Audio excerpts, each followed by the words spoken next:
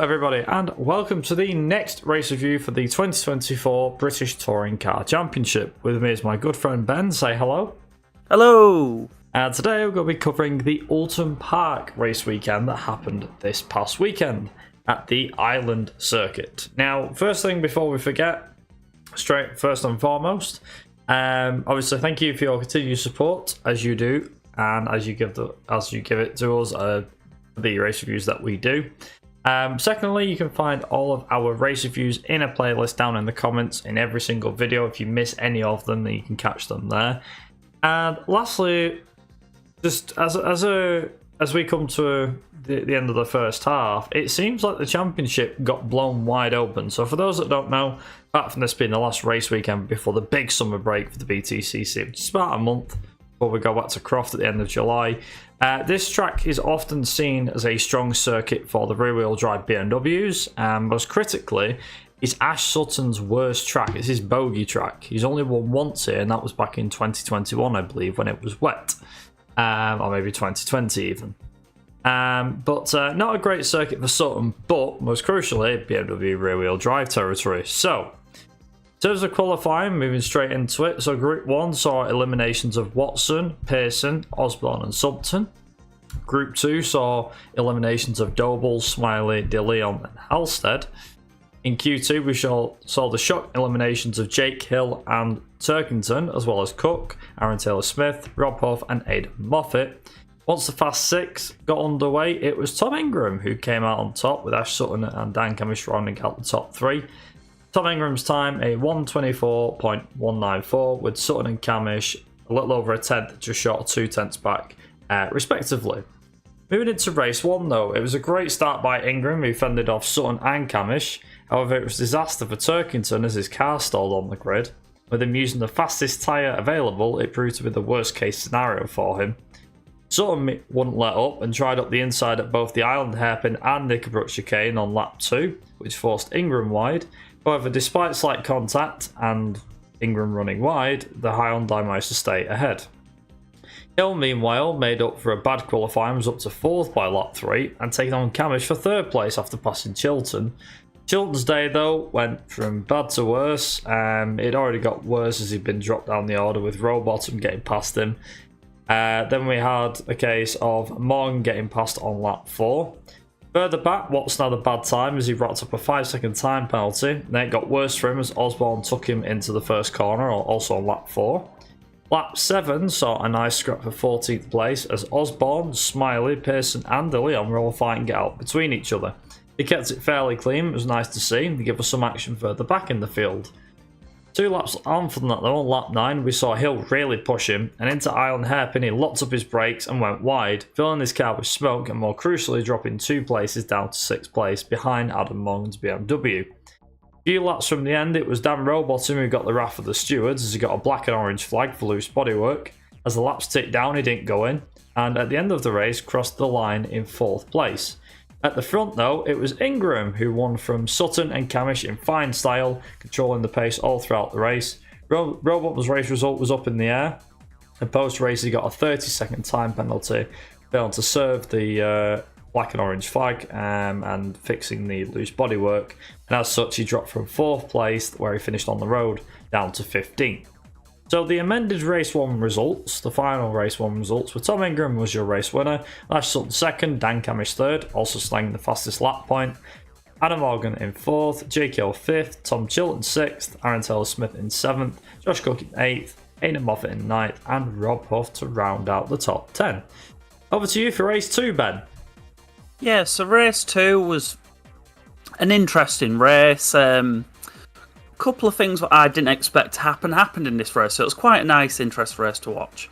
So to start, Ingram and Sutton had a really nice, good start, and then I think it was literally just on the first corner, just as it was getting near enough towards the end of the corner, Morgan gets spun by Chilton. This causes every single person behind them to have to divert around all the chaos that ensued, and this caused a massive gap for everybody who didn't manage to get past or had to brake and avoid the chaos. So because of this, it was they all bunched up, but Cook had managed to get past on his softs, and by the third corner, he was already right behind Ingram in second place, going for it, and he was on an amazing charge. It was great to see the Toyota just going for it.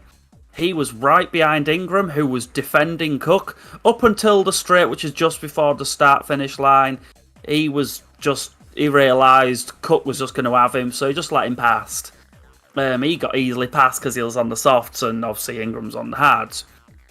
On to lap 2. Cook now started building a really good lead and just was heading out into the distance, was trying to give a good gap for himself. And then not long after, Halstead's off. He managed to just get back on because I think he went off on the grass. But then not long after that, he starts seeing as well that Moffat's dropping back with a problem. He's trying to keep to the side so like everybody can just drive around him on the racing line, which is really good to see. Lap 3. Ingram and Sutton now start having a really good battle. Ingram managed to defend well and hold him off, so that was quite nice to see. Lap 4, Hill and Camish now having a good battle as well. They've just seen that there's some quite good battles now starting to happen all over the field, and it seemed at the moment that the BMWs didn't really have the pace that you'd have thought they would have had from recent years and even past years at this circuit. So he was sort of staying behind, and it wasn't quite as easy for him to get past. Lap 6, it seems Turkington's having a similar problem with his BMW, and he seems to be sort of stuck. He's got up to 13th from the very back of the grid, but he's now struggling to get past anyone. He sort of just seems to be stuck at this point, just trying to work out when he can best get past. On to lap 8. Cook has now built a 4.5 second lead and has the fastest lap, just showing the car has pace on the softs, and it's nice to see that the tyre difference is actually seeming to work this weekend at this point. On to lap 9. Chilton's car is now off at the side of the circuit with steam just coming out. He's managed to move off to the side, which is good, so it means that the race could just continue without any problems. Hill and Taylor Smith are now having a really nice good battle and scrap. Sutton now has damage, and it looks to be the rear wheel arch, similar to basically what happened to Robot. He gets the mechanical flag, the black and orange meatball flag as everybody likes to call it. So he basically has the same problem as now what Robot had in race 1. On to lap 10, Camish tries to knock it off. He goes alongside him up on the inside. He tries to give him a good ram to the side to try and just hit it and sort of push it off without taking each other out. So it's more just like a nudge. Didn't really have any effect. Sadly, didn't manage to hit him on the right spot because Hill was right behind Camish ready. So he had to carry on through and basically pulled Hill through with him, meaning they both got past Ash. But then he had to go in the pits anyway, so Sutton at this point was now just basically near enough to the back of the grid once it got removed. And he also sorted out the other side just in case the same problem would reoccur. On to lap 14, Smiley and Turkington now having a quite nice battle for 7th, and they're both just sort of keeping it clean and giving each other enough distance around the whole circuit, which was really nice. It's good to see odd occasions you can see a battle without anything going wrong with a sort of trying to outbrake each other or try and make someone have a mistake. It was just nice to see. Turkington managed to get past and he stayed in 7th, so that was good. He'd done really well to get that far, to be fair, of how starting off the back of the grid. Last lap, Cook has now nearly got an 8-second lead at this point, which is just insane. As Hill gets past Camish, he locked up going into the chicane, but he managed to keep hold of the car, got round, and he kept on to hold 3rd. So, at the end of the race, the fastest lap and in 1st was Cook, 2nd was Ingram, 3rd was Hill, 4th was Camish, 5th was Aaron Taylor-Smith, 6th was Doble, 7th was Turkington, 8th was Smiley, 9th was Rowbottom, 10th was De Leon, and over to you, Brad, for race 3. Thanks, Ben. The race 3 was a Power Mats racing front row, as Mikey Doble was the guy put on pole for the race, which meant that Aaron Taylor-Smith lined up 2nd as well. Now, bear in mind that during the course of this weekend, we have 3 different tyres: the soft, the medium, and the hards. Obviously, depending on which tyres was used and where you finish, will depend on what tyres you got. Now, because of the fact that both Vauxhalls were at the front, it meant that they were both defending like crazy. And as such, it was a great start. Both Vauxhalls got away well and defended their positions at the front of the field as if their life depended on it. Further back, Hill managed to get past Camish for 3rd place, and also Cook managed to get past Ingram for 5th place. However, Cook and Ingram's scrap was short-lived, as Ingram soon got back ahead of Cook within a lap. Lap 3 saw Osborne pick up a 10-second time penalty. Sutton, meanwhile, was on a charge. It was quickly up to 10th place after the first 3 laps of this race, having started back in 16th or 17th place, I believe. Turkington's bad day got worse as he spun and dropped down to the back of the grid on lap 4. Sumpton went off the road after Knickerbrook on lap 5, dropping him further back from Watson. Lap 9 saw Ingram get past Camish for 4th place with a nice move around the outside going through turn 1. 1 lap later and lap 10, on lap 10, we finally saw the Vauxhall blockade busted as Hill managed to get past Aaron Taylor-Smith going around the outside of him into Island Hairpin and getting a good run out of the corner and managed to take the position. Lap 11 saw another twist in the tail for Sutton as his wheel arch came loose, which caused him to really back off and come to the pits. Fortunately, they managed to fix him and get him back on track, but it was another big hammer blow for Sutton's championship chances. Up at the front though, Mikey Doe was really hanging on to his lead as Jake Hill did everything to get it for him, and it showed that it was going to be close. Every lap he got that little tiny bit closer, a little bit closer, and Doble defended like an absolute madman. Then it came with less than half a lap to go on the final lap. Jake Hill hung around the outside of Doble's car into the Island Hairpin, got alongside and managed to pass him through the Knickerbrook chicane. However, Doble did his best to hang on and managed to go through the chicane with him, unfortunately having to back off in the latter part, which allowed Hill to go through, denying Mikey Doble and Vauxhall their first win since 2019, and it allowed Hill to go on and record his 5th win of the year. However, it wasn't all bad news, with Aaron Taylor-Smith following Doble home. In 3rd, it was a Power Mats Racing 2-3, their best result of the season so far, and a good amount of points for their team's championship too. So, your race 3 results at the end of the dramatic final race was Jake Hill was your race winner with Mikey Doble in 2nd and Aaron Taylor-Smith in 3rd. Then we had Tom Ingram in 4th, Dan Camish in 5th, Dan Rowbottom in 6th, Adam Morgan in 7th, Josh Cook in 8th, Chris Smiley in 9th, and Aidan Moffat in 10th, with the fastest lap going to Ash Sutton down in 18th place, albeit a few laps down. So, surprisingly, it is a big change at the top of the driver's standings, and this had big implications. Jake Hill takes charge at the top of the standings with 211 points, 4 points ahead of Tom Ingram, but crucially, he's 24 points ahead of Ash Sutton, who's now back to 3rd. Dan Camish is up with 169 points in 4th, with Josh Cook in 5th, ahead of Colin Turkington, who dropped down to 6th after this weekend. Then we have Aaron Taylor-Smith and Adam Morgan tied on 107 points each, ahead of Aidan Moffat with 96 points and Tom Chilton back in 10th on 94 points. So Ben, who were your winners from this weekend? Definitely Jake Hill. That's like an easy one. Cook, because in race 2, he really just got on it at the right point. Like, he just perfectly timed however he got round the accident.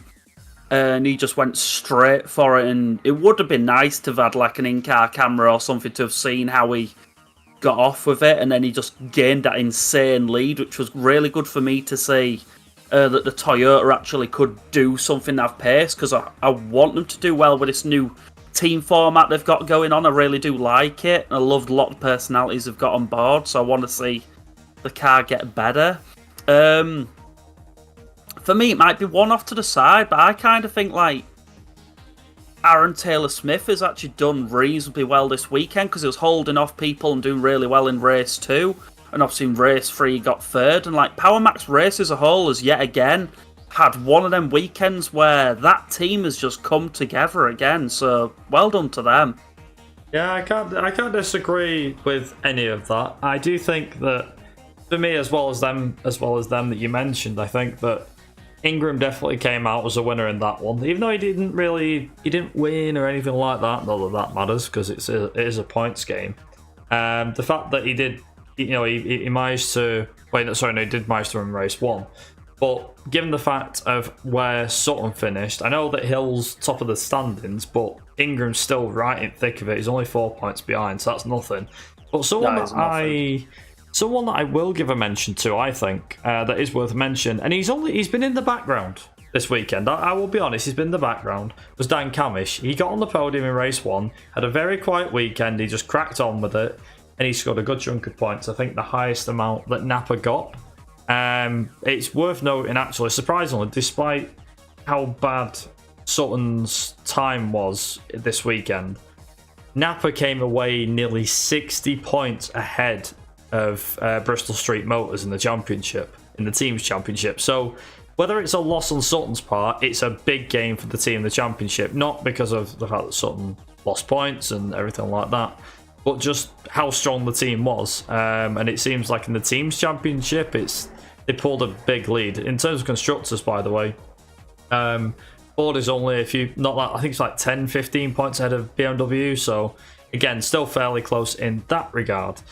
But it's worth keeping an eye on all the way to the end of the year, I'm sure. But this will definitely help. I mean, I'll be honest, I was kind of gutted to see Sutton do it again, but it is still, and he'll admit, it is a bogey track. He's had bad luck there year after year. Yeah. He's going to a track this year that is a it bit wasn't better. all his fault. The issues with that car, with some of the bodywork, needs to be solved over this break. Yeah. Urgently, because happening to 2 drivers and happening to one of them more than once isn't good. Especially if you want to go for the championship, you can't if you get in the black and orange meatball flag, because you'll have to come in the pits and that's it. You're in last, basically. I mean, so they need to solve that. He's failing a ride height check, like what happened to Ingram, but that's a ride height check. That's just a case of adjusting a few bits and obviously not taking into account maybe running the tyres down if you're in the wet because of the studs. But because of the fact that there's loose body panels, it's like, ouch. It is a big oof for really Napa bad. and for Sutton especially. But here's hoping he'll bounce back. Like I said, we're going to a summer break now.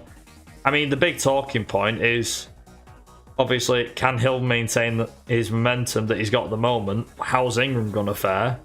Because let's be honest, that Hyundai, whether I like to agree or not, is looking pretty strong wherever it goes. It might have had like a bit of a downer at Brands Hatch back in May, but to me, that car still seems pretty strong. I mean, another pole position, I think that's 3, is it now?